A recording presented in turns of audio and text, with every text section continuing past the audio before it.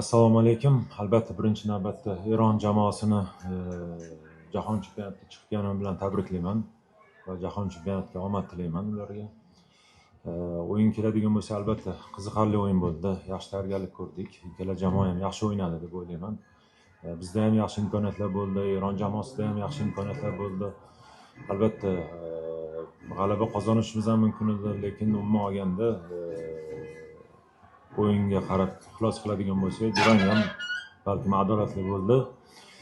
Biz endi keyingi uchrashuvlarga tayyorgarlik ko'ramiz. Rahmat. Va yana qo'shimcha, albatta yigitlarimga ham rahmat aytmoqchiman. Bugun yaxshi harakat qilishdi va albatta muxlislarimizga, stadionga kelgan muxlislarimizga rahmat aytaman va umuman xalqimizga rahmat aytaman, chunki o'yingacha har o'yinda ham, o'yindan oldin ham har doim biz bilan duoda ham, qo'llab-quvvatlaganida ham biz buni juda yaxshi his qilyapmiz. Inshaalloh keyingi o'yinlarda g'alaba qozonib, biz ham jahon chempionatiga chiqish nasib bo'ladi. Endi albatta hozir undan oldin ham aytdim, har bir muxlislarimizga har biriga rahmat aytaman, chunki ular rostdan ham bizga kuch beryapti. Har o'yinda bizni yaxshi qo'llab-quvvatlayapti. Ularga minnatdorchilik bildiraman. Inshaalloh albatta jahon chempionatiga chiqib, albatta jahon chempionatida nasib bo'lsa ishlash niyatidamiz. Albatta rahmat savol uchun albatta esimda bor. Endi terma jamoaga vaqtinchalik murabbiy bo'lib, Eronga qarshi o'rtoqlik uchrashuviga kelganmiz. O'shanda Eron jahon chempionati tayyorgarlik ko'rayotgan payti bo'lgan. Murabbiy ham Kerush edi, esimizda bor. Albatta biz deyarli yoshlar bilan kelganmiz, lekin yaxshi o'yin bo'ldi. 1-0 yutqazdik. Umuman olganda biz uchun ham foydali bo'ldi, o'shanda Eron uchun ham foydali bo'ldi. Albatta solishtirmagan bo'lardim, chunki u terma jamoa ham o'ziga yarasha kuchli edi, hozirgi terma jamoa ham o'ziga yarasha kuchli, chunki u paytda ham yaxshi futbolchilar bor edi. Hozir ham kimdir haligacha o'ynayapti, kimdir yangilar qo'shilgan. Hozirgi kunda Eron terma jamoadagi eng kuchli futbolchilar yig'ilib jamlangan deb o'ylayman. O'shanda ham shunaqa bo'lgan.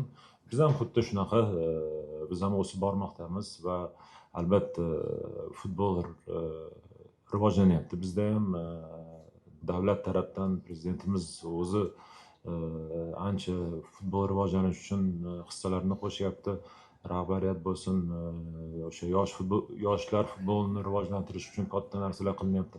Albatta bu o'zini mevasini beryapti va inshaalloh bundan ham kuchli bo'lamiz, chunki kelajakdagi yoshlar kelayotgan futbolchilar ancha iqtidorli bolalar kelyapti.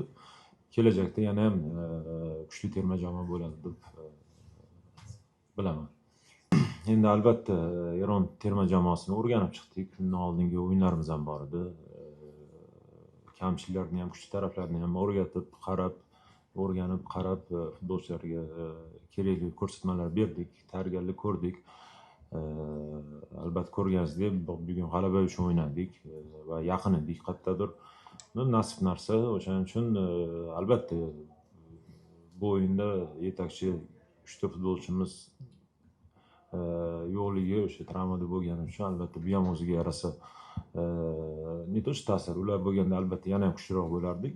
Lekin umuman bu terma jamoa o'ylaymanki, ularni o'rniga o'ynagan futbolchilar ham yaxshi harakat qilib, ularni yo'qligini bildirmasdan kerakli natija uchun harakat qilishdi.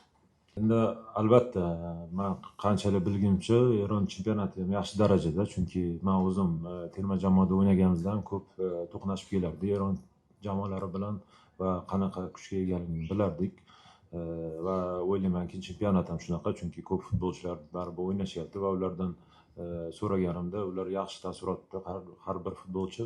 Shuning uchun o'ylaymanki bu daraja ham yaxshi daraja. Eron chempionati va futbolchilar yaxshi formada sborniga kelishyapti. Bu ham o'sha amin. Okay, thank you so much, coach. Thank you. Congratulations.